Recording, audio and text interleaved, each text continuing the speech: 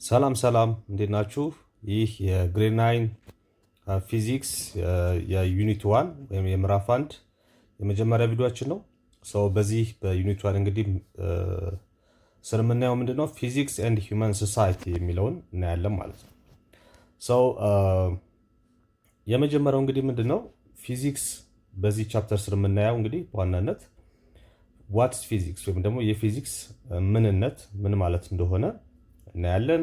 እንደዘን የፊዚክስ ባህሪያቶቹ ምንድን ናቸው? አፍተር ዊ ሲ ዘ ዴፊኒሽን ኦፍ ፊዚክስ ወይም ደግሞ የፊዚክስን ትርጓሜ እና ምንነት ካየን በኋላ we will see different types of or branches of physics እናያለን። ቅርንጫፎቹ ምንድን ናቸው? አይነቶቹ ምንድን ናቸው? በዚህ ፊዚክስ በሚባለው ስር ያሉትን ብራንቾች እናያለን። ሌላኛው ሪሌሽንሺፕ ቢትዊን ፊዚክስ ኤንድ አዘር ፊልድስ፣ ፊዚክስ ከሌሎች ፊልዶች ጋር ያለው ትስስር ያለው ግንኙነት ምንድን ነው የሚለውንም እንመለከታለን።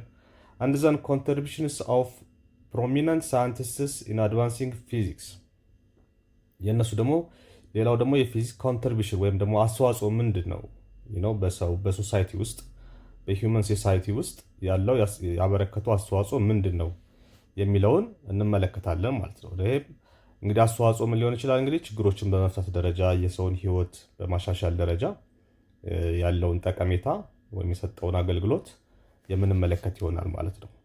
በዋናነት እንግዲህ በእነኚህ ዙሪያ ነው ይህን ቻፕተር የምንመለከተው ማለት ነው።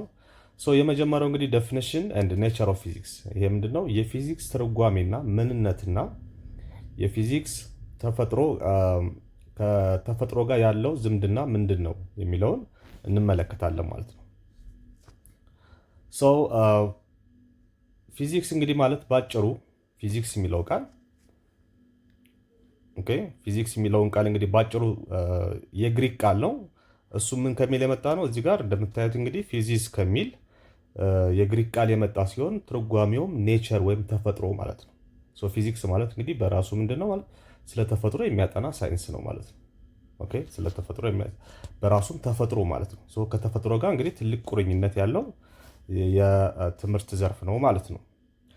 ሂንስ ፊዚክስ ኢዝ ኤ ብራንች ኦፍ ናቹራል ሳይንስ፣ ለዛ ነው እንግዲህ የናቹራል ሳይንስ ወይም የተፈጥሮ ሳይንስ አንድ ክፍል አድርገን የምናጠናው ለዛ ነው ማለት ነው። ፊዚክስ ኢዝ ኤ ብራንች ኦፍ ናቹራል ሳይንስ ወይም ደግሞ የተፈጥሮ ሳይንስ አንድ አካል ነው ማለት ነው ፊዚክስ ማለት። and aimed to describing the fundamental aspects of our universe፣ ዋና ዓላማው ምንድነው? የዩኒቨርስን ወይም ደግሞ የህዋን አጠቃላይ ፋንዳሜንታል የሆኑ መሰረታዊ የሆኑ አስፔክቶችን ዲስክራይብ የሚያደርግልን የሚገልጽልን የትምህርት ክፍል ነው ወይም ደግሞ መስክ ነው ማለት ነው። this includes what things are in it፣ በዩኒቨርስ ውስጥ ምን አለ፣ what properties of those things are noticeable፣ ምን አይነት ባህሪዎችስ አሏቸው፣ በዩኒቨርስ ውስጥ ያሉት ነገሮች ምንድናቸው፣ ምን አይነት ባህሪ ያላቸው፣ and what process those things or their properties undergo። ፕሮሰሶችን በዛ ውስጥ እንግዲህ ያለውን ሂደቱንም አብሮ የሚያሳየን ነው ማለት ነው። In simpler terms, physics attempts to describe the basic mechanisms that make our universe behave the way it does። ስለ ዩኒቨርስ አጠቃላይ እንግዲህ ምንነት የሚገልጽልን ነው ማለት ነው። እንግዲህ በዋናነት እንግዲህ ፊዚክስ በዚህ ውስጥ ምን ያደርጋል የሚለውን ስናይ የሚከተሉትን አንድ አራት ነጥቦች እንመለከታለን ማለት ነው። የመጀመሪያው ፊዚክስ ምን ያደርግልናል? ፊዚክስ enables you to understand the working principles of cars, airplanes, space rockets, refrigerators, radio, television, etc. as well as many of your daily utensils and tools። እንግዲህ እነኚህ ምንድነው? የመጀመሪያው ፊዚክስ በደንብ አንደርስታንድ እንድናደርግ በየቀኑ የምንጠቀምባቸው ለምሳሌ መኪና አለ፣ ኤርፕሌኖች አሉ፣ አውሮፕላኖች፣ ስፔስ ሮኬቶች ወይም ደግሞ ወደ ህዋ የሚወነጨፉ ሮኬቶች መንኮራኩሮች ማለት ነው፣ ሪፍሪጅሬተሮች ወይም ደግሞ ፍሪጆችን፣ ሬዲዮዎች እንዴት እንደሚሰሩ፣ ቴሌቪዥኖች። አሁን ሬዲዮ ቴሌቪዥን እንግዲህ ምንድነው የሆነ ማሰራጫ ቦታ አለ። ከዛ በኋላ ከማሰራጫው መጥቶ እንግዲህ እኛ በሬዲዮአችን እንሰማለን ማለት ነው። ያ እንግዲህ በዋናነት የፊዚክስ ጽንሰ ሐሳብን ተግባራዊ ያደረገ የቴክኖሎጂ ውጤት ነው። እያንዳንዱ ምን እንደሆነ እንግዲህ በዝርዝር ወደፊት እንመለከተዋለን። ግን ለምሳሌ ሬዲዮን ኦር ቴሌቪዥን ብትወስዱ ምንድነው ያው የተለያዩ አይነት ሲግናሎችን ይጠቀማሉ ማለት ነው። ዌቮችን ይጠቀማሉ፣ ሳውንድ ዌቭ እና የተለያዩ የፍሪኩዌንሲዎችን በመጠቀም በእነኛ ፍሪኩዌንሲዎች አማካኝነት እንግዲህ ከማሰራጫው ወደ እያንዳንዳችን ሬዲዮ ያ መረጃ ደርሶ በሬዲዮ ወይም በቴሌቪዥን ደግሞ እንድንጠቀም ያደርገናል ማለት ነው። ይሄ በዋናነት እንግዲህ የፊዚክስ ጽንሰ ሀሳብ ነው ማለት ነው። ፊዚክስ ይሄን ነገር በቅጡ እንድንረዳ ያደርገናል። የመጀመሪያው አንደኛው የፊዚክስ ጠቀሜታ እንግዲህ ይሄ እንግዲህ በማንኛውም ሰው የቀን ተቀን ህይወት ውስጥ እንግዲህ ከፍተኛ ድርሻ ያለው ሀሳብ ነው ማለት ነው። ሁለተኛው ፊዚክስ ምን ያደርግልናል? ፊዚክስ ኤክስፕሌንስ ፊዚካል ፌኖሜናን such as the difficulty of walking on the smooth plane and why an electric fan rotates etc.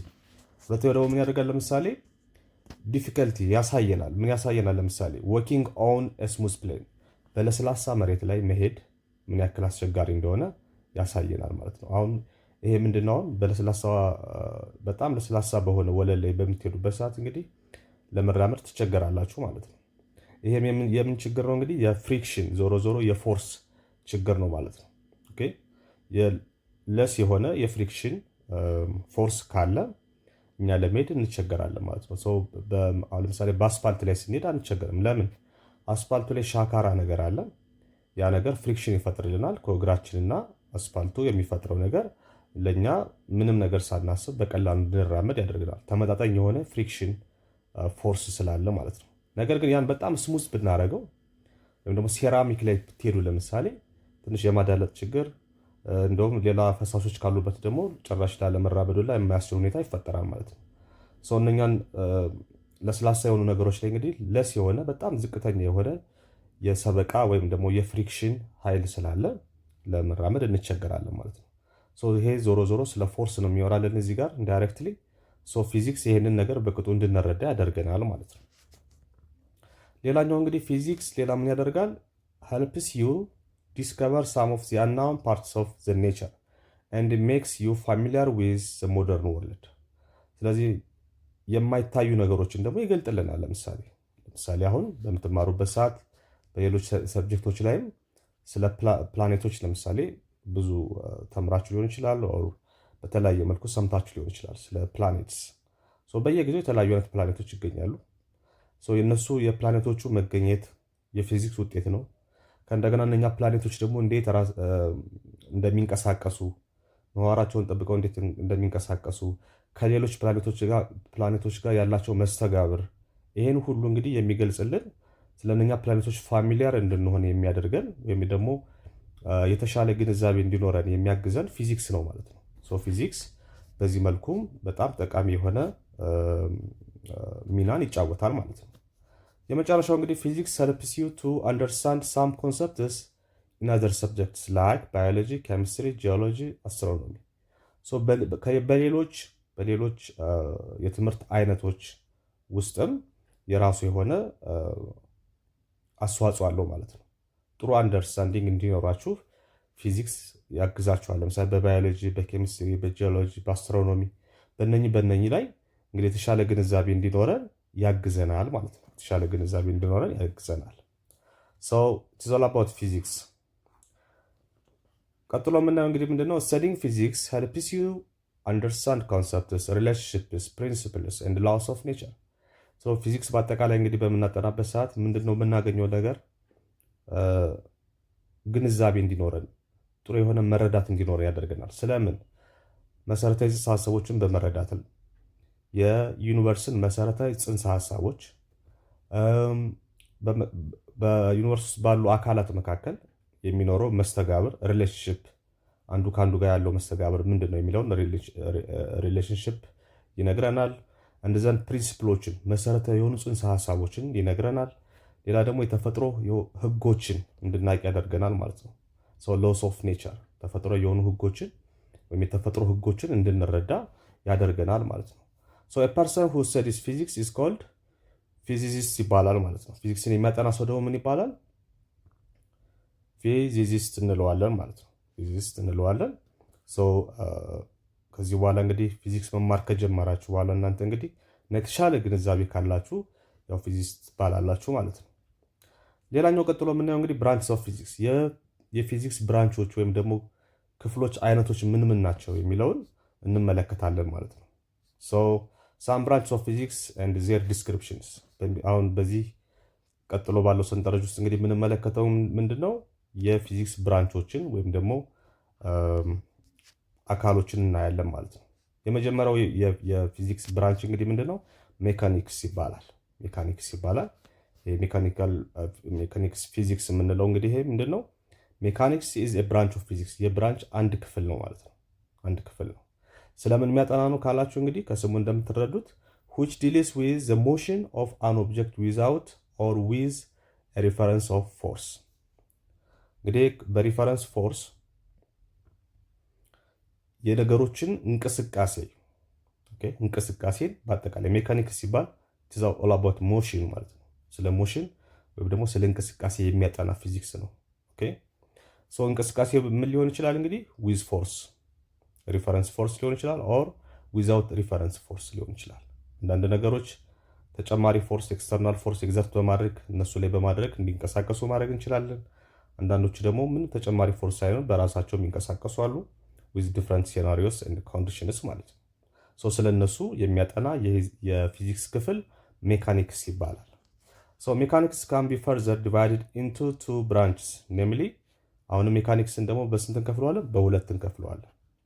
ኳንተም ሜካኒክስ እና ክላሲካል ሜካኒክስ ብለን በሁለት እንከፍለዋለን ማለት ነው።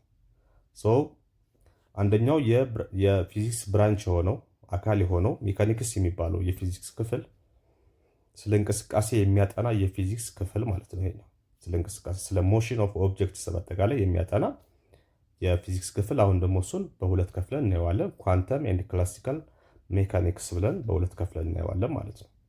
ሶ የመጀመሪያው እንግዲህ ኳንተም ሜካኒክስ ዲልስ ዊዝ ቢሄቪየር ኦፍ ስሞለስት ፓርቲክልስ። ይሄኛው ኳንተም ማለት እንግዲህ በጣም ትንሽ የሆነ ነገር ነው። ሶ በመጠን በጣም ትንሽ የሆኑ ፓርቲክሎችን የነሱን ቢሄቪየር የሚያጠና ነው ማለት። ለምሳሌ ኒውትሮን፣ ፕሮቶን፣ ኤሌክትሮን የሚባሉ እንግዲህ በኒክለስ ውስጥ ያሉ ነገሮች ናቸው እነኚህ። ሶ ስለነኚህ እንቅስቃሴ የሚያጠና የሜካኒክስ ክፍል ነው ማለት ነው። while classical mechanics is the branch that deals with laws of motion of force and physical objects። ይሄኛው ደግሞ ክላሲካል የሚባለው እንግዲህ ስለ laws of force motion of force ወይም ደግሞ ስለ ኃይል ህጎች ለምሳሌ የኒውተንን ሎዎች መውሰድ ትችላላችሁ፣ እናያቸዋለን። ሌላ ደግሞ ይሄ በአጠቃላይ ስለ ፊዚካል ኦብጀክቶች ነው የሚያጠነው ማለት ነው። በጣም በመጠን ከፍ ያሉትን ማለት ነው። ለምሳሌ እኛ አንድ ኦብጀክት ላይ የሆነ ነገር ብንገፋው ይንቀሳቀሳል አይደለም? አሁን ፊት ለፊታችሁ ያለውን ጠረጴዛ ብገፉት ይንቀሳቀሳል። የተንቀሳቀሰው በምን ምክንያት ነው? እናንተ ጠረጴዛው ላይ አፕላይ ባደረጋችሁት ወይም ደግሞ በተገበራችሁት ኃይል ወይም ፎርስ አማካይነት ነው ማለት ነው። ሶ እንደዚህ አይነት ነገሮችን ፊዚካሊ ትልቅ ለሆኑ ነገሮችን የፎርስ እና በዛ ፎርስ አማካይነት ደግሞ የነገሮች መንቀሳቀስን እና ሌሎች አጠቃላይ ስለነኚህ ደግሞ የመንቀሳቀስ ህጎች የሚባሉ አሉ። ሶ ስለነሱ የሚያጠናው ደግሞ ምን ብለን እንጠራዋለን? ክላሲካል ሜካኒክስ ብለን እንጠራዋለን ማለት ነው። ጉድ። ሁለተኛው የፊዚክስ ብራንች አኮስቲክስ ይባላል። እንግዲህ አኮስቲክስ ሲባል እንግዲህ ይሄን በተለያየ መልኩ ሰምታችሁ ሊሆን ይችላል ከዚህ በፊት። ለምሳሌ ሙዚቃ ላይ አኮስቲክ ባንዶች ምናምን ሲባል ሰምታችሁ ታውቃላችሁ። ይሄ አኮስቲክ እንግዲህ በዋናነት ሜካኒክስ ቅድም ስለ ሞሽን ስለ እንቅስቃሴ ነው የሚያጠናው ብለናል። አኮስቲክስ ጋር ስለመጣ ደግሞ ስለ ሳውንድ ነው የሚያጠናው። ኦኬ ስለ ሳውንድ ወይም ደግሞ ስለ ድምፅ የሚያጠና የፊዚክስ ክፍል ነው ይሄኛው ማለት ነው። ስለ ድምፅ። So acoustics is a branch of physics which deals with the study of sounds። ያችሁ ስለ ድምፅ and its transmission ድምፅና ድምፅ ከአንድ ቦታ ወደ ሌላ ቦታ እንዴት ይሰራጫል፣ እንዴት ይተላለፋል የሚለውን የሚያጠናልን ነው ማለት ነው። ሌላው ሳውንድ ፕሮዳክሽንም ልክ እንደዛው and ኢፌክቶች ውስጥ ምንድን ናቸው የሚለውን እንግዲህ ስለ ድምፅ የሚያጠና የፊዚክስ ክፍል አኮስቲክስ ይባላል ማለት ነው። ሶስተኛው የፊዚክስ ክፍል እንግዲህ ኦፕቲክስ ይባላል። ይሄ እንግዲህ ኦፕቲክስ ደግሞ ሲባል አሁን ብዙ ቦታ አይታችኋል ይሄን ነገር። ለምሳሌ ይሄ ከእይታ ጋር የሚያያዝ ነው። ኦኬ ለምሳሌ መነጽር ቤቶች ምናምን ላይ እንግዲህ ምን ኦፕቲክስ ከሌ ኦፕቲክስ ምናምን ሲባል አይታችሁ ሊሆን ይችላል። ይሄ እንግዲህ ከእይታ ጋር የሚታይ ነገር ነው። ከላይት ጋር የሚገናኝ ነገር ነው፣ ከብርሃን ጋር ማለት ነው። ስለዚህ ይሄ ከላይት ጋር የሚገናኝ የፊዚክስ ስለ ብርሃን የሚያጠና የፊዚክስ ክፍል ነው ማለት ነው። ሶ ኦፕቲክስ is a branch of physics which deals with the behavior, propagation and properties of light። ይሄ ደግሞ ላይት እንዴት ፕሮፓጌት ያደርጋል፣ ከአንድ ቦታ ወደ አንድ ቦታ እንዴት ይሄዳል፣ ባህሪያቶች ውስጥ ምንድን ናቸው የሚለውን ደግሞ ስለ ብርሃን የሚያጠናው ደግሞ ኦፕቲክስ ይባላል። ልክ ቅድም አኩስቲክስ ስለ ድምፅ እንደሚያጠናው ሁሉ ኦፕቲክስ ደግሞ ስለ ብርሃን የሚያጠና ነው ማለት ነው። አራተኛው የፊዚክስ ክፍል እንግዲህ ቴርሞዳይናሚክስ ይባላል። አራተኛው ደግሞ እዚህ ጋር እንደምታዩት እንግዲህ ቴርሞዳይናሚክስ እንለዋለን። ኦኬ እዚህ ጋር አኩስቲክ ሳውንድ ነው፣ ኦፕቲክስ ላይት ነው። እዚህ ጋር በደንብ አድርጋችሁ እነኚህ መያዝ አለባችሁ። ይሄኛው ስለ ሳውንድ ነው። ቴርሞዳይናሚክስ ሲባል ደግሞ ይሄ ስለ ሙቀት ነው የሚያጠናው፣ ስለ ሂት ነው። ኦኬ ሶ ቴርሞዳይናሚክስ is a branch of physics which studies thermal energy የሙቀት ኃይልን and transfer of heat ሂት ከአንድ ቦታ ወደ ሌላ ቦታ እንዴት ይሸጋገራል፣ እንዴት ይተላለፋል፣ እንዴት ትራንስሚት ያደርጋል የሚለውን ደግሞ ይሄ አጠቃላይ ስለ ሙቀት እና ስለ ተርማል ኢነርጂ ስለ ሙቀት ኃይል የሚያጠናልን የፊዚክስ ክፍል ደግሞ ቴርሞዳይናሚክስ ይባላል ማለት ነው። ቴርሞዳይናሚክስ። ሌላኛው እንግዲህ አምስተኛው እዚህ ጋር እንደምታዩት ኤሌክትሮማግኔቲዝም ይባላል። ይሄ ደግሞ ስለ ኤሌክትሪሲቲ እና ስለ ማግኔት ነው የሚያጠናው። ስለ ኤሌክትሪሲቲ እና ስለ ኤሌክትሪክ እና ስለ ማግኔት የሚያጠናልን ደግሞ የፊዚክስ ብራንች ነው ማለት ነው። So electromagnetism is a branch of physics which deals with the study of electromagnetic force። እንግዲህ በኤሌክትሮማግኔቲዝም ላይ ምን አለ? ማግኔቱ አለ። ማግኔቱ ደግሞ አፕላይ የሚያደርገው የሚያመነጨው ኃይል አለ። ያ የሚያመነጨው ኃይል ወይም ፎርስ ምን እንለዋለን? ማግኔቲክ ፎርስ ይባላል። ያ ማግኔት ፎርሱ ደግሞ የሚኖርበት ሪጅን አካባቢ ይኖራል። ያ ደግሞ ማግኔቲክ ፊልድ ይባላል ማለት ነው። ማግኔቲክ ፊልድ ይባላል። ሌላው ከኤሌክትሪክሲቲ ጋር ምን ያገናኘዋል ካላችሁ ኤሌክትሪክ በራሱ ማግኔቲክ ፊልዶችን ያመነጫል ማለት ነው። ኦኬ ያመነጫል። በማንኛውም ኤሌክትሪክ መስመር ላይ ማግኔቲክ ፊልድ አለ እና ማግኔቲክ ፎርስ አለ ማለት ነው። ስለዚህ እሱን በጥልቀት እንመለከተዋለን። So electromagnetism is a branch of physics which deals with the study of electromagnetic force like electric field።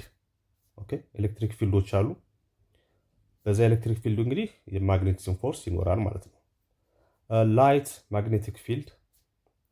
There are two aspects of electromagnetism which are electricity and magnetism አሉ። ስለነኚህ የሚያጠናልን የፊዚክስ ክፍል ደግሞ ኤሌክትሮማግኔቲዝም ይባላል ማለት ነው። ኤሌክትሮማግኔቲዝም እንለዋለን። ሌላኛው ስድስተኛው እንግዲህ ኒውክሊየር ፊዚክስ ይባላል። ይሄ ኒውክሊየር ፊዚክስ እንግዲህ ከስሙ እንደምትረዱት ስለ ኒውክሊየር ወይም ደግሞ ስለ ኒውክሊየር አተምስ የሚያጠና ነው ማለት ነው።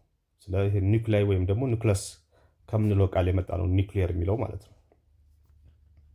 So nuclear physics is a branch of physics which deals with the structure ቅርጹን፣ ፕሮፐርቲስ ባህሪያቶችን and reactionዎችን of the nuclei of atoms የአንድ አተም ኒውክለስ ላይ ያለው ቅርጽ ምንድን ነው፣ ስትራክቸሩ ስሪቱ ምንድን ነው፣ ባህሪያቶቹስ ምንድን ናቸው፣ ሪያክሽናቸውስ ምንድን ነው የሚለውን የሚያጠናልን የፊዚክስ ክፍል ደግሞ ኒውክሊየር ፊዚክስ ይባላል ማለት ነው። ኒውክሊየር ፊዚክስ ይባላል።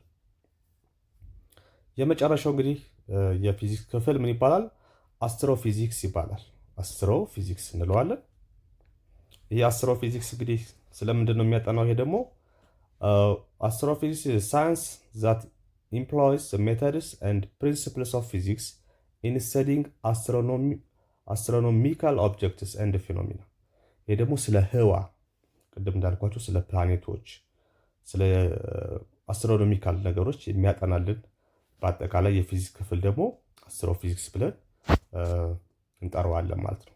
እነኚህ እንግዲህ በዋናነት 1 2 3 4 5 6 ወደ 7 የሚደርሱ እንግዲህ የፊዚክስ ብራንቾችን ወይም ደግሞ የፊዚክስ ክፍሎችን አይተናል ማለት ነው። አሁን ከነኚህ ውስጥ እንግዲህ ስለ እንቅስቃሴ የመጀመሪያው ሜካኒክስ ስለ እንቅስቃሴ ስለ ሞሽን ያጠናል። አኩስቲክስ ደግሞ ስለ ድምፅ ያጠናል። ኦፕቲክስ ስለ ላይት ያጠናል። ቴርሞዳይናሚክስ ስለ ሙቀትና የሙቀት ኃይል ያጠናል። ኤሌክትሮማግኔቲዝም ስለ ማግኔትና ስለ ኤሌክትሪሲቲ ያጠናል ብለናል። ኒውክሊየር ፊዚክስ ስለ ኒውክሊየር አተምስ ስትራክቸር ፕሮፐርቲ እና ስለ እነሱ ሪያክሽን ያጠናል። አስትሮፊዚክስ ደግሞ ስለ አስትሮኖሚካል ኦብጀክትስ ያጠናል ብለናል ማለት ነው። እነኝህም በሞላ ስታዩ እንግዲህ በአንድም ይሁን በሌላ መልኩ የሰው ልጅ ህይወት ላይ ተጽዕኖ ያላቸው ነገሮች ናቸው ማለት ነው። ተፈጥሮ ላይ ስለሆነ ሁሉም ትኩረት የሚያደርጉት ሰው ደግሞ በተፈጥሮ ስር እስከኖረ ድረስ ተፈጥሮን ማወቅ አለበት። የተፈጥሮን ህግ ተፈጥሮ ምንድን ነው የሚለውን በራሱ ማወቅ አለበት። ተፈጥሮ እንዴት እንደምትሰራ መረዳት አለበት። ከተፈጥሮ ጋር ራሱ እንዴት መልካም በሆነ መልኩ መስተጋብር መፍጠር እንዳለበት፣ ሪሌሽንሽፑ እንዴት ማስተካከል እንዳለበት የሰው ልጅ ይማራል ከዚህ እና ከዛም አልፎ እንግዲህ ይሄን መሰረት አድርጎ የተፈጥሮን ህጎች በመረዳት እንግዲህ ለምሳሌ አውሮፕላን እንዴት እንደሚበር ለማወቅ ይሄን ህግ ማወቅ ይኖርብናል ማለት ነው። የፊዚክስ ህግ በመሰረታዊነት ካላወቅን አውሮፕላን ያክል ቴክኖሎጂ ፈጥረን በቀላሉ ልንጠቀምበት አንችልም። መሰረታዊ የሆነ በሰው ልጅ ህይወት ላይ መሰረታዊ የሆነ ተጽዕኖ ማሳረፍ የሚችል የትምህርት ዘርፍ ነው ማለት ነው። እዚህ ጋር እንደምታዩት እንግዲህ ስለ ድምፅም ስለ ላይትም ስለ ኒውክሌር ፊዚክስ የምትሉ እንግዲህ ኒውክሌር አሁን የጦር ከፍተኛ የሆነ እንግዲህ ወሳኝ የሆነ የኃይል ምንጭ ነው። የጦር መሳሪያም አገልግሎት የሚውል ነው። በጣም ወሳኝ የሆነ ቴክኖሎጂ ነው። እነኝህን እንግዲህ ከፊዚክስ እውቀት ውጭ ልናገኛቸው የምንችላቸው ቴክኖሎጂዎች አይደሉም። ስለዚህ ፊዚክስ ይህን ያክል እንግዲህ በሰው ልጅ ህይወት ላይ የተሻለ ህይወት እንዲኖር ይህን ያክል አስተዋጽኦ የሚያደርግ የትምህርት ዘርፍ ነው ማለት ነው። አዛወር ቴክኖሎጂ ኢንቮልቭድ ኦቨር ዘ ሴንቸሪስ እንግዲህ ቴክኖሎጂ እያደገ በየክፍለ ዘመኑ እንግዲህ አዳዲስ ለውጦች እየመጡ አሁን ያለንበት ደረጃ ላይ ደርሰናል። በዚህ ለውጥ ውስጥ እንግዲህ ምንድነው ፊዚክስ ሃዝ ኤክስፓንድድ ኢንቱ ሜኒ ብራንችስ። አዳዲስ አሁን ቅድም ያየናቸው 7 ብራንቾች በአንድ ቀን የተፈጠሩ አይደሉም። ኦኬ በአንድ ቀን የተፈጠሩ አይደለም። በአንዱ ላይ የሆነ ግኝት ሲገኝ አንድ ክፍል ሆኖ ይመጣል ማለት ነው። አዲስ ክፍል ሆኖ ይመጣል ስለ አንድ ነገር። ስለዚህ ብራንቾቹም በሂደት ከሰው ልጅ እድገት ጋር ተያይዘው የሚመጡ የፊዚክስ ክፍሎች ናቸው ማለት ነው። some of the branches of physics are summarized in table 1.1 እንግዲህ እዚህ ጋር ያየነው ነው ማለት ነው። ያየናቸው ናቸው። Physics is branch of natural science that attempts to describe the basic mechanisms that make our universe behave the way it does ነው የሚለን እንግዲህ ይሄ ቅድም ያየነው ነው ማለት ነው። እነኚህ መሰረታዊ የሆኑ እንግዲህ ብራንችስ ኦፍ ፊዚክስ በሚለው ስር ያየናቸው ናቸው ማለት ነው። ሌላኛው እንግዲህ ሪሌትድ ፊልድስ ቱ ፊዚክስ ከፊዚክስ ጋር ሪሌትድ የሆኑ ፊልዶች ምንድን ናቸው? ቅድም እንግዲህ ፊዚክስ በሌሎች የሳይንስ ክፍሎች ላይ እንግዲህ ከፍተኛ የሆነ ሮል እንደሚጫወት ከፍተኛ የሆነ ሚና እንዳለው ተመልክተናል ማለት ነው። ከሌሎቹ ጋር ያለው ሪሌሽን ምንድን ነው? ከሌሎቹ ትምህርቶች ጋር ቅድም ከባዮሎጂ ከኬሚስትሪ ጋር ዝምድና አለው ብለናል። እሱ በምን መልኩ ነው ያ ዝምድና የሚገለጸው የሚለውን እንግዲህ በዚህ ሪሌትድ ፊልድስ ቱ ፊዚክስ በሚለው ርዕስ ስር ደግሞ እንመለከታለን። ፊዚክስ ኢዝ ዘ ፋውንዴሽን ኦፍ ሜኒ ኢምፖርታንት ሳይንቲፊክ ዲስፕሊንስ። እንግዲህ በሳይንሱ ዓለም ውስጥ እንግዲህ ከፍተኛ ሚና ያለው ዲሲፕሊን ሳይንቲፊክ ዲሲፕሊን ያለው የትምህርት ክፍል ነው ፊዚክስ ማለት ነው። some of them are discussed below። ለምሳሌ ኬሚስትሪ ለምሳሌ የሚባለው የትምህርት ዘርፍ አንደኛው እንግዲህ ልክ እንደ ፊዚክስ ይሄም የሳይንስ ክፍል ነው። ለምሳሌ ኬሚስትሪ ዲልስ ዊዝ ዋት ኢንተራክሽን ኦፍ አተምስ ኤንድ ሞለኪውልስ። አተሞች እና ሞለኪውሎቹ የሚኖራቸውን መስተጋብር ነው የሚያጠናው። however it is rooted in atomic and molecular physics። ነገር ግን ይሄን ሐሳብ ከምን የሚጋራ ነው? ከፊዚክስ ጋር ይጋራል። ምን ከሚባሉ የፊዚክስ ክፍሎች ጋር ነው በዋናነት የሚተሳሰረው? ለምሳሌ ከአቶሚክ ኤንድ አቶሚክ ፊዚክስ የሚባል አለ፣ ስለ አተም ብቻ የሚያጠና እንደዘን ሞለኪውላር ፊዚክስ የሚባል አለ ማለት ነው። ይሄን ሌላኛው ደግሞ እንግዲህ ምንድነው ፊዚክስ ሪሌትድ የሚሆነው ወይም የሚዛመደው ከኢንጂነሪንግ ጋር ነው። ኢንጂነሪንግ እንግዲህ እንደምታውቁት ስለምንድን ነው? ስለ ግንባታ የሚያጠናልን ማለት ነው። የሳይንስ ክፍል ነው ይሄኛው። ፎር ኤግዛምፕል ኢን አርኪቴክቸር ፊዚክስ አርኪቴክቸር ላይ ወይም ደግሞ የህንፃው ወይም ህንፃ ሊሆን ይችላል፣ መንገድ ሊሆን ይችላል፣ ድልድይ ሊሆን ይችላል፣ ዋራበረትስ የእሱ አርኪቴክቸር በሚሰራበት ሰዓት ወይም ደግሞ ዲዛይኑ በሚወጣበት ሰዓት እንግዲህ መሰረታዊ የሆኑ የግንባታ ግብዓቶች አሉ ማለት ነው። እኛ ለምሳሌ አሁን ብዙ ጊዜ ህንፃው ተሰርቶ ስናይ ካለቀ በኋላ ነው ህንፃ ተሰራ አለቀ። ነገር ግን ያን ህንፃ ለመስራት መጀመሪያ ብዙ ሀሳቦችን ኮንሲደር ማድረግ መቻል አለብን። ግምት ውስጥ አስገብተን ነው ያን ዲዛይን የምናወጣው። የህንፃው ቁመት ምን ያክል መሆን አለበት? መጠኑ ምን ያክል መሆን አለበት? የሚሰራበት ሁኔታ ምን መምሰል አለበት?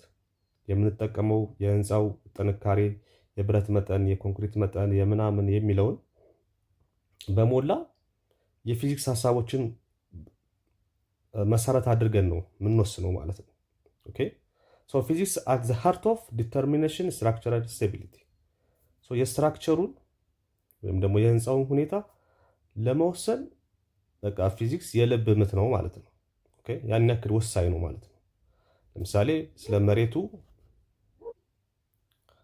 አንድ ህንፃ ሲሰራ የመሬቱ ምንነት፣ ስለ መሬቱ በቂ እውቀት መኖር አለበት። ስለ አካባቢው የድምፅ ብክለት ሁኔታ ታሳቢ መደረግ መቻል አለበት። ስለ አኩስቲክስ ማለት ነው። ስለ ሙቀቱ ሁኔታ አካባቢው ላይ ያለው የሙቀት መጠን እንዴት ነው፣ ሊያደርስ የሚችለው ተጽዕኖ ምን ያክል ነው የሚለውንም ታሳቢ መደረግ መቻል አለበት። ሌላ የብርሃን ጉዳይ እንዴት ነው፣ ላይት በሚመጣበት ሰዓት ላይት ቤቱን ሊያገኝ በቂ ላይት ወይም በቂ የብርሃን ሊያገኝበት የሚችልበትን ዲዛይን ታሳቢ ይሄን ደግሞ ስለ ላይት ምንነት በደንብ መረዳት ያስፈልጋል ማለት ነው አይደለም። አንዳንዴ ደግሞ የኩሊንግ እንዴት ማቀዝቀዝ ይቻላል የሚለውን ታሳቢ ይደረጋሉ ማለት ነው። ስለዚህ ኢንጂነሪንግ ላይ ግንባታ ማንኛውም ነገር ሲገነባ እነኝህን ነገሮች እንግዲህ ታሳቢ ማድረግ አለበት። ደግሞ እነኝህ በሞላውን የዘረዘርኩላችሁ በሞላ መሰረታዊ የሆኑ የፊዚክስ ጽንሰ ሀሳቦች ናቸው ማለት ነው። ፊዚክስን በሚገባ መረዳት ያስፈልጋል ማለት ነው እነኝህን ነገሮች በሚገባ ለመስራት። ሌላኛው እንግዲህ ከጂኦሎጂ ጋር ነው። ይሄ ጂኦሎጂ ማለት ደግሞ ምንድን ነው? ይሄ ስለ እርዝ የሚያጠና የትምህርት ክፍል ነው። ይሄ ስለ መሬት እና በውስጧ ስላለው የመሬት ባህሪ ምናምን የሚያጠናልን የትምህርት ክፍል ነው ጂኦሎጂ ማለት ነው። ፓርትስ ኦፍ ጂኦሎጂ ዘ ስተዲ ኦፍ ነን ሊቪንግ ፓርትስ ኦፍ ዘ እርዝ non-living parts of the earth rely heavily on physics. ኦኬ non-living part ማለት እንግዲህ መሬት ሁለት ነገሮችን በዋናነት የምትይዘው ሊቪንግ ቲንግ እና ነን ሊቪንግ ቲንግ የሆነ ህይወት ያለውና ህይወት የሌለውን ነገር። ጂኦሎጂ የሚያጠናው ህይወት ስለሌለው የመሬት ክፍል ነው። ኦኬ ምክንያቱም መሬት ላይ ለምሳሌ ሰው አለ፣ ህይወት ያለው ነገር ነው። እጽዋት አሉ፣ ህይወት ያላቸው ነገር። ስለነኚህ የሚያጠናው የትምህርት ክፍል ባዮሎጂ እንለዋለን። ስነ ህይወት ምንለው ማለት ነው።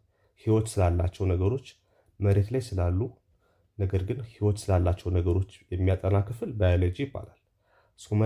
መሬት ግን ህይወት ያለው ነገር ብቻ አይደለም የምታስተናግደው፣ ወይም ደግሞ የያዘችው ነገር ህይወት የሌለውም ክፍል አላት ማለት ነው።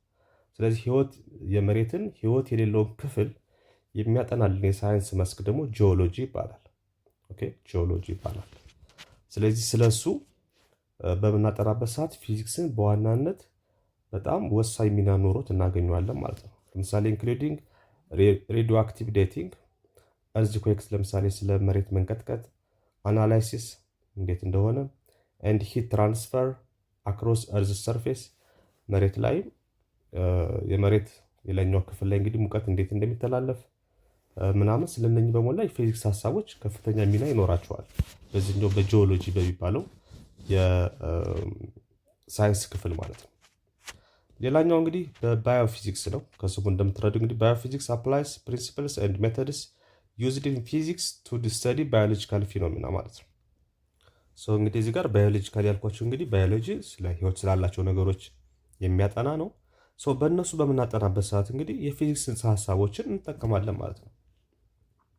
ፊዚክስ በባዮፊዚክስ ይሄን ያክል እንግዲህ አስተዋጽኦ አለው ማለት ነው። ሌላኛው ጂኦ ፊዚክስ የሚባለው ነው። ጂኦ ማለት እንግዲህ እርዝ ማለት ነው። ቅድም ጂኦሎጂም ስላችሁ ነበር እዛ ጋር ስለ መሬት። ጂኦ ማለት እርዝ ነው። ጂኦ ፊዚክስ ማለት እንግዲህ ስለ መሬት የሚያጠና ፊዚክስ እንደማለት ነው። ጂኦ ፊዚክስ አፕላይስ ዘ ፕሪንሲፕልስ ኤንድ ሜተድስ ኦፍ ፊዚክስ ቱ ስተዲ ኦፍ ዘ እርዝ፣ መሬትን ለማጥናት ማለት ነው። የፊዚክስ ጽንሰ ሀሳቦች አሁንም ከፍተኛ የሆነ አስተዋጽኦ አላቸው። ሌላኛው እንግዲህ ሜዲካል ፊዚክስ ነው። ይሄ ደግሞ በሕክምናው ዘርፍም ደግሞ ፊዚክስ ከፍተኛ የሆነ አስተዋጽኦ አለው። ይሄም ለምሳሌ ዲያግኖስቲክ ማለት እንግዲህ ምርመራ ማለት ነው። የተለያዩ አይነት እንግዲህ የበሽታ ምርመራዎች ይካሄዳሉ። ሰው በዛ ምርመራ ውስጥ እንግዲህ የፊዚክስ ሀሳቦች ከፍተኛ ሚና ይኖራቸዋል። ለምሳሌ አሁን ቴራፒዎችን ለምሳሌ የጨረር ቴራፒ አለ። ኤክስሬይም ራሱ ብትወስዱት ለምሳሌ ጨረር ነው። ሶላባውት ላይት አይደለም። ኤክስሬይ ጨረር ነው የሚለቀቅብን አይደለም። ሰው ጨረር ደግሞ ምንድነው? ላይት ነው። ላይት ደግሞ ቅድምን ብለናል፣ በምንድነው የምናጠነው ብለናል? በኦፕቲክስ ስር በፊዚክስ ስር ነው የምናጠነው ማለት ነው። ስለዚህ ሰቻስ ለምሳሌ ኤክስሬይ አለ፣ ማግኔቲክ ሪዞናንስ ኢሜጅ ወይም ደግሞ ኤምአርአይ የምንለው አለ። ብዙ ጊዜ ኤምአርአይ በሚለው ስለምናውቀው ነው። አልትራሶኒክ ብለድ ፍሎውስ ሜጀርመንትስ አሉ። እነኚህ በሞላ የፊዚክስን ሀሳብ እንግዲህ ይጠቀማሉ ማለት ነው። ስለዚህ በሜዲካል ፊዚክስ፣ በጂኦ ፊዚክስ፣ በባዮፊዚክስ፣ በጂኦሎጂ፣ በኢንጂነሪንግ፣ በኬሚስትሪ ፊዚክስ እንግዲህ ከእነኚህ ጋር ሪሌትድ ፊልዶች ናቸው ማለት ነው።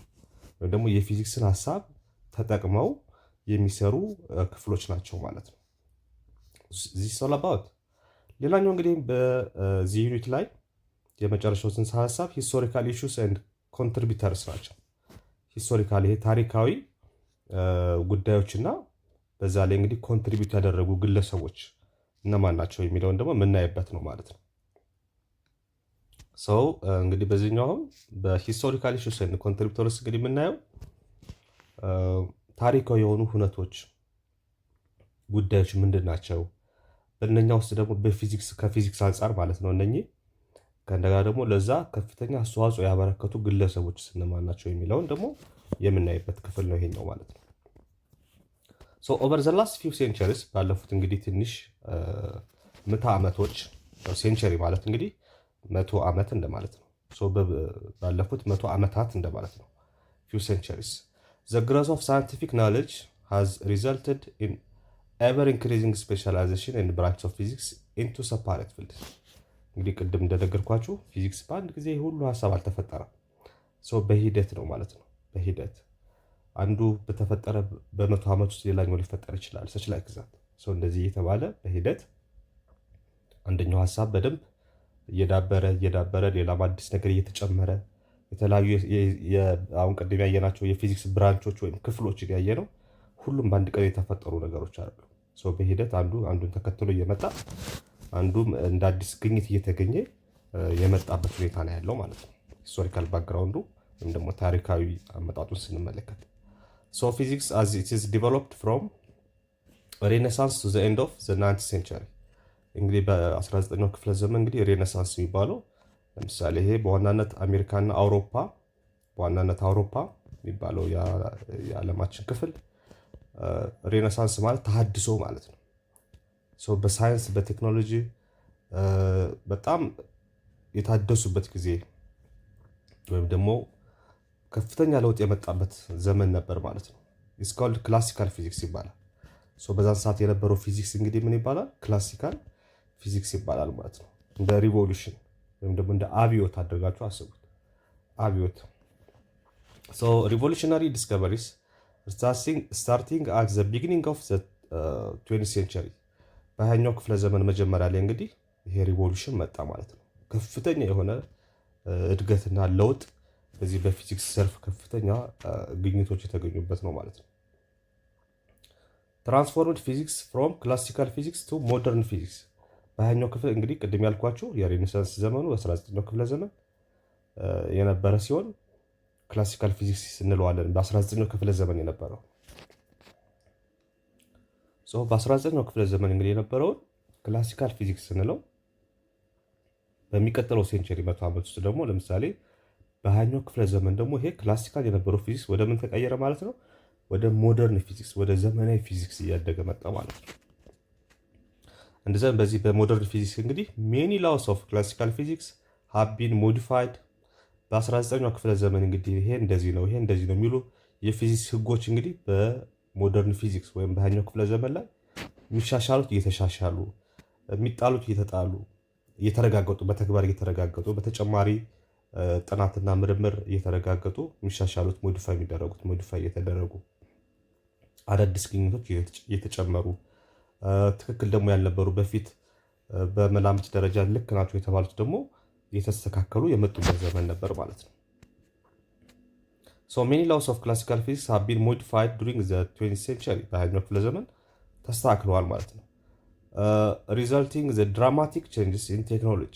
ይህም የሆነው ምክንያት በምንድን ነው? በቴክኖሎጂ ድራማቲክ በሆነ ወይም ደግሞ አስገራሚ በሆነ መልኩ በተፈጠረ የቴክኖሎጂ እድገት፣ የሶሳይቲ እድገት፣ የተፈጥሮ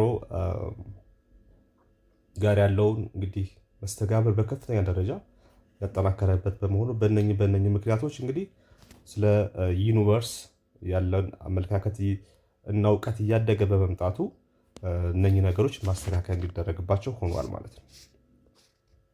There are many scientists whose thoughts and scientific contributions revolutionized physics over the last few centuries. እንግዲህ በዚህ ውስጥ እንግዲህ ምንድነው ከፍተኛ ሚና የነበራቸው ግለሰቦች ሳይንቲስቶች ነበሩ ማለት ነው። ይሄ ለውጥ እንግዲህ ፊዚክስ ከክላሲካል ፊዚክስ ወደ ሞደርን ፊዚክስ፣ ከጥንቱ ወደ አዲሱና ወደ ዘመናዊ ፊዚክስ እንዲያድግ ካደረጉ ግለሰቦች መካከል ወይም ደግሞ የምርምር ሰዎች ስለሆኑ ሳይንቲስቶች መካከል እንግዲህ የተወሰኑትን እናያለን ማለት ነው። የእነሱ አስተዋጽኦ ነው እንግዲህ ይሄን ለውጥ እንዲመጣ ያደረገው ማለት ነው። የሚከተሉትን እናያለን። ለምሳሌ አንደኛው ጋሊሌዮ ጋሊሌ የሚባለው ነው ማለት ነው። እዚህ ጋር በምስሉ የመጀመሪያ ላይ የምታዩት ነው ጋሊሌዮ ጋሊሌ። ጋሊሊ was an Italian astronomer። የጣሊያናዊ የሆነ አስትሮኖመር ነው። ስለ ህዋን ስለ ከዋክብት የሚያጠና ነው። ፊዚሲስት ነው ኤንድ ኢንጂነር ነበረ ማለት ነው። ጋሊሌዮ has been called the father of observational astronomy። ስለ ህዋ ወይም ደግሞ ስለ ከዋክብት ስለ ፕላኔቶች ምናምን የሚያጠና ማለት ነው። ጋሊሌዮ በዚህ ላይ ፋዘር ኦፍ ኦብዘርቬሽናል አስትሮኖሚ ይባላል። ወይም ደግሞ የኦብዘርቬሽናል አስትሮኖሚ አባት ተብሎ እስከ መጠራት የደረሰ ግለሰብ ነው። ኦር ደግሞ በሌላ አነጋገር ዘ ፋዘር ኦፍ ሞደርን ፊዚክስ የምንለው ነው ማለት ነው። ዘ ፋዘር ኦፍ ወይም ደግሞ የዘመናዊ ፊዚክስ አባት ብለን የምንጠራው ግለሰብ ነው።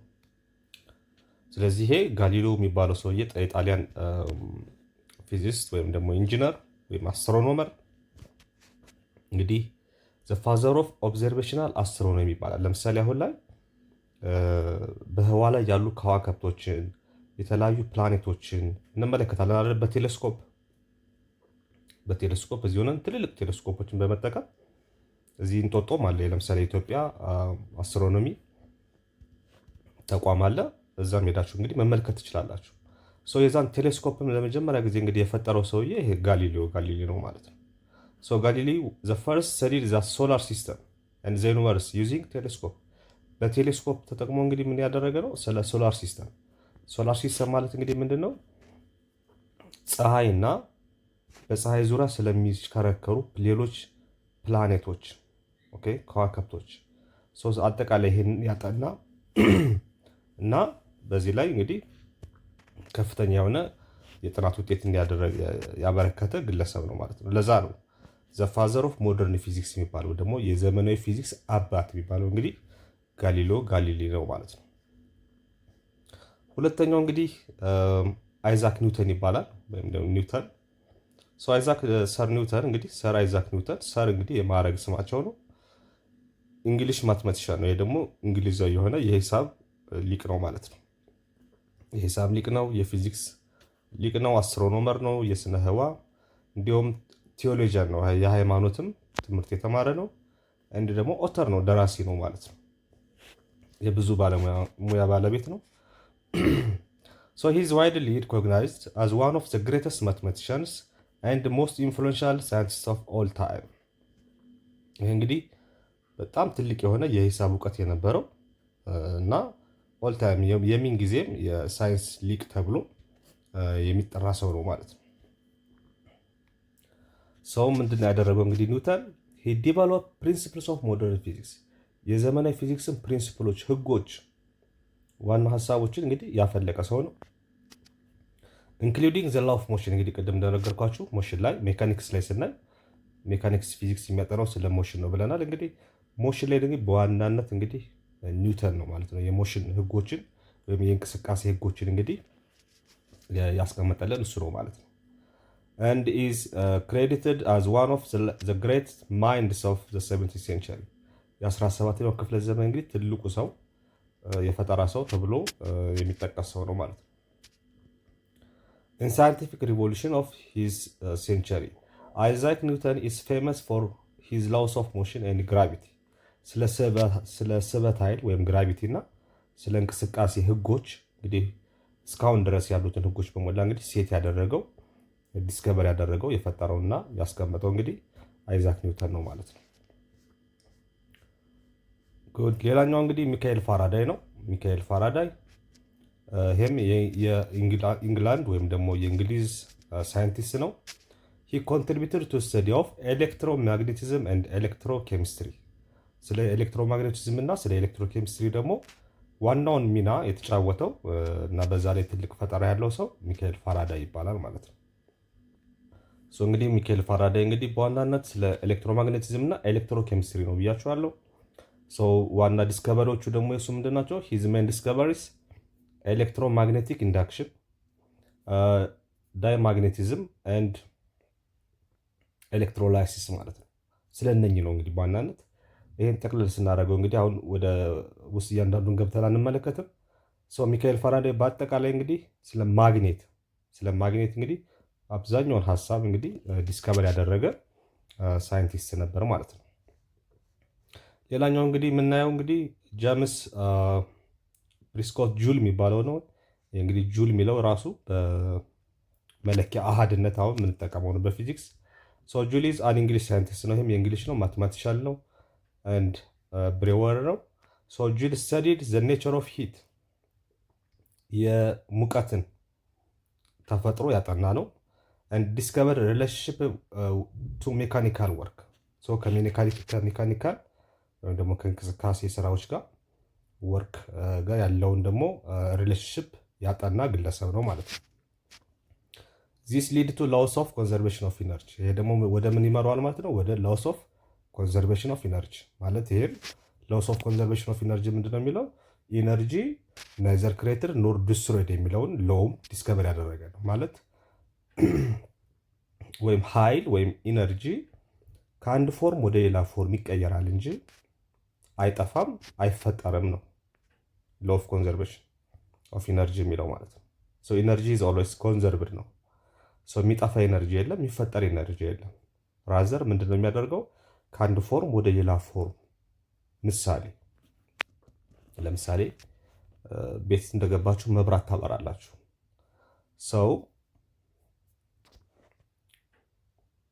መጀመሪያ እንግዲህ መብራቱ እንዲበራ የሚያደርገው ኤሌክትሪክ አለ ማለት ነው። ያ ኤሌክትሪካል ኢነርጂ ይባላል። ኦኬ እናንተ መብራቱን ስታበሩት በአምፖሉ አማካይነት ወደ ምን ተቀየረ? ወደ ብርሃን ተቀየረ ማለት ነው። ስለዚህ መጀመሪያ የነበረው ኤሌክትሪካል ኢነርጂ ወደ ምን ተቀየረ? ወደ ላይት ኢነርጂ ወይም ወደ ብርሃን ኢነርጂ ተቀየረ ማለት ነው። አሁን በዚህ ውስጥ ኤሌክትሪካል ኢነርጂ ወደ ምን ተቀየረ ማለት ነው? ወደ ላይት ኢነርጂ። አሁንም ዘ ሴም ቲንግ ሬዲዮ ብትከፍቱ፣ ኤሌክትሪክ ተጠቅማችሁ ሬዲዮ ብትከፍቱ በገመዱ አማካይነት እንግዲህ ኤሌክትሪካል ኢነርጂ ቴፑ ጋር ይደርሳል ማለት ነው። ያ ኤሌክትሪካል ኢነርጂ ቴፑ ላይ ወደ ምን ይቀየራል ማለት ነው? ቴፑን ስከፍቱት ድምፅ ትሰማላችሁ። ወደ ሳውንድ ኢነርጂ ተቀየረ ማለት ነው። ስለዚህ አንድ ኢነርጂ ከአንድ ፎርም ወደ ሌላ ፎርም ይቀየራል እንጂ ኢነርጂ አይፈጠርም አይጠፋም ነው። ሎው ኦፍ ኮንዘርቬሽን ኦፍ ኢነርጂ የሚለው ይሄንን ነው። ኦኬ በተለያየ መልኩ እንግዲህ በሙቀት አንድ ነገር ሊንቀሳቀስ ይችላል። ሂት ኢነርጂ ወደ ሜካኒካል ኢነርጂ ወደ እንቅስቃሴ ኃይል ተቀየረ ማለት ነው። ኦኬ ይህንን ዲስከቨር ያደረገ ሳይንቲስት ነው ማለት ነው በዋናነት። ጁልስ ወርክ ሄልፕድ ላይ ዘ ፋውንዴሽን ፎር ዘ ፈርስት 3 ላውስ ኦፍ ቴርሞዳይናሚክስ። ስለ ቴርሞዳይናሚክስ እንግዲህ ወይም ደግሞ ስለ ሙቀት ኃይል የሚያጠና የፊዚክስ ክፍል ነው ይሄ። ስለ ሂት ቅድም እንዳየ ነው ሶስቱ መሰረታዊ ህጎች እንግዲህ ዲስከቨር ያደረገው ጁል ነው ማለት ነው። how energy in universe is transferred from one object to another or transferred from one from to another ማለት ነው። ስለዚህ ይሄ ኢነርጂ ከአንድ ወደ አንዱ እንዴት እንደሚሸጋገር አጠቃላይ ያጠናልን ሳይንቲስት ነው ጁል ማለት ነው። ለዛ ነው ኢነርጂ በጁል ነው የሚለካው። አሁን ሌላኛው እንግዲህ ማሪ ክሩ ይባላል። ማሪ ኩሪ ዋዝ ፖሊሽ ነው። ይሄ ደግሞ የፖላንድ ፖሊሽ ቦርን ፍሬንች ፊዚሲስት ኤንድ ኬሚስት who conducted pioneering research on radioactivity። ይህ ደግሞ ሬዲዮ አክቲቪቲ ላይ የሰራች የፖሊሽ ሳይንቲስት ነች፣ ሜሪ ኪሪ የምትባለው ማለት ነው። she was the first woman to win ኖቤል ፕራይዝ። ኖቤል ፕራይዝንም ያሸነፈች እንግዲህ የመጀመሪያዋ ሴት ነች። በምን ላይ ነው? በሬዲዮ አክቲቪቲ ማለት ነው። ሬዲዮ አክቲቪቲ ላይ እንግዲህ ኖቤል ፕራይዝም ተሸላሚ የነበረች የፖላንዳዊ ሳይንቲስት ነች ማለት ነው። ፎር ሄር ዲስከቨሪ ኦፍ ዘ ኤለመንትስ ፖሊኒየም ኤንድ ራዲየም የሚባሉ እንግዲህ ኤለመንቶችንም ዲስከቨር አድርጋ ለነኚህ አዳዲስ ኤለመንቶች ፖሊኒየም የሚባሉና ራዲየም የሚባሉ ኤለመንቶችንም ዲስከቨር በማድረግ እንግዲህ የኖቤል ፕራይዝ አሸናፊ ሆናለች ማለት ነው። እቺ ደግሞ እንግዲህ በሬዲዮ አክቲቪቲ ላይ ከፍተኛ አስተዋጽኦ ያደረገች ፖላንዳዊ ሳይንቲስት ነች ማለት ነው። የመጨረሻው እንግዲህ አልበርት አንስታይን ነው። ይሄ እንግዲህ ፊዚክስ አባት የሚባለው እንግዲህ የሞደርን ፊዚክስ እንግዲህ በዚህ ልክ እንግዲህ እስካሁን የለም። እንግዲህ አልበርት አንስታይን እንግዲህ was ጀርመን ቦርን ቲዮሬቲካል ፊዚክስ ነው። ይሄ የቲዮሪ እና ጀርመን የተወለደ ነገር ግን ያው በዘሩ አይሁድ የሆነ ግለሰብ ነው። so he is widely acknowledged to be one of the greatest physicists of all time። እንግዲህ የምን ጊዜ የፊዚክስ ሊቅ ከሚባሉት ውስጥ እንግዲህ በዋናነት የሚቀመጠው አልበርት አይንስታይን ነው ማለት ነው። እንግዲህ አይንስታይን ናውን ፎር ዘ ዲቨሎፒንግ ዘ ቲዮሪ ኦፍ ሪሌቲቪቲ በዋናነት እንግዲህ አሁን ኒክሊየር ቦምብ እና አሜሪካ ታጠቁ ምናምን የሚባሉት እንግዲህ በዋናነት የሰው የእጅ ነው ባይዘው ይሄ በኒክሊየር ፊዚክስ ላይ ከፍተኛ አስተዋጽኦ ያደረገ ነው። የሱ አሻራ አለበት። ሌላኛው እንግዲህ በጣም የዝነኛ ደግሞ ቲዮሪው የሱ ምንድነው? ሪሌቲቪቲ ቲዮሪ የሚባለው ነው። የንጽጽር ቲዮሪ የሚባለው ነው። ለምሳሌ ማንኛውም ነገር ሪሌቲቭ ነው። ማንኛውም ነገር ንጽጽራዊ ነው። ዓለም ላይ ያለ ነገር በሞላ አንድ ነገር ትልቅ የሚባለው ሌላ ትንሽ ነገር ስላለ ነው። ለምሳሌ የነገሮች ሁሉ መጠን ለምሳሌ እናንተ ክፍል ውስጥ ያለው ለምሳሌ ሁሉም ሰው ቁመቱ አንድ አይነት ቢሆን ስለ ቁመት አናወራም። አጭር ረጅም ስለሚባል ነገር አናወራም ማለት ነው። ስለዚህ አጭር የሚባል ነገር ሰው ለመኖሩ ረጅም ሰው መኖር መቻል አለበት። ሰው ለአንደኛው መኖር አንደኛው ግድ ያስፈልጋል። ምክንያቱም አንድ ሰው አጭር የሚባለው ከሌሎች ሰዎች አንጻር ነው እንጂ በራሱ አጭር አይደለም። ሌሎችንም ቁንጅናችሁንም መውሰድ ትችላላችሁ። ለምሳሌ ውበታችሁንም ብትወስዱ የሆነ ፉንጋ የሚባል ሰው ካለ ነው አንድ ሰው ቆንጆ ሊባል የሚችለው። የሁላችንም መልክ አንድ አይነት ቢሆን ኖሮ ከሌ ፉንጋ ነው፣ ከሌ ቆንጆ ነው፣ ከሌ እንደዚህ ናት፣ እንደዚህ ነው የሚባል ነገር አይኖርም ማለት ነው። ስለዚህ ለአንደኛው መኖር አንደኛው የግድ አስፈላጊ ነው። አንጻራዊ ነው ወይም ንጽጽራዊ ነው ማለት ነው። ሶ ኤቭሪቲንግ በሳይንሱም ዓለም ላይ ሪሌቲቪቲ ቲዮሪ እንግዲህ በዋናነት የሚያወራው ይሄንን ነው ማለት ነው። but he also made important contributions to the development of theory of quantum mechanics። ስለ ኳንተም ሜካኒክስ እንግዲህ ከፍተኛ የሆነ አስተዋጽኦ ያበረከተ ሳይንቲስት ነው ማለት ነው። ስለዚህ ቻፕተር 1 ይሄን ይመስላል። እንግዲህ በዋናነት እንግዲህ ምንድን ነው ያየነው በዚህ ላይ ለፊዚክስ ከፍተኛ አስተዋጽኦ ያደረጉ ሳይንቲስቶችን ሂስቶሪካል ኢሹስ እና በዛ ላይ አስተዋጽኦ ያበረከቱ ግለሰቦችን ተመልክተናል። ከዛ በፊት እንግዲህ ፊዚክስ ደግሞ ከሌሎች የትምህርት ዘርፎች ጋር ያለው መስተጋብር ያለው ሪሌትድ ፊልዶች ጋር ያለው እንግዲህ ሪሌሽን ዝምድና ምን ይመስላል የሚለውን ተመልክተናል። ሌላ ደግሞ ብራንችስ ኦፍ ፊዚክስ ደግሞ የብራንች ክፍሎች ምንድን ናቸው፣ ምን ምን ነገሮች ነው ፊዚክስ የሚያጠናው የሚለውን እንግዲህ በሰባት ክፍሎች እዚህ ጋር ከፍለን ተመልክተናል።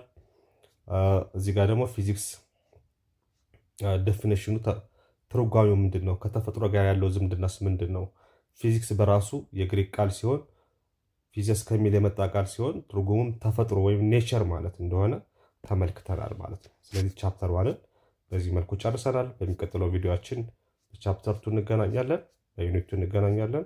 መልካም ጊዜ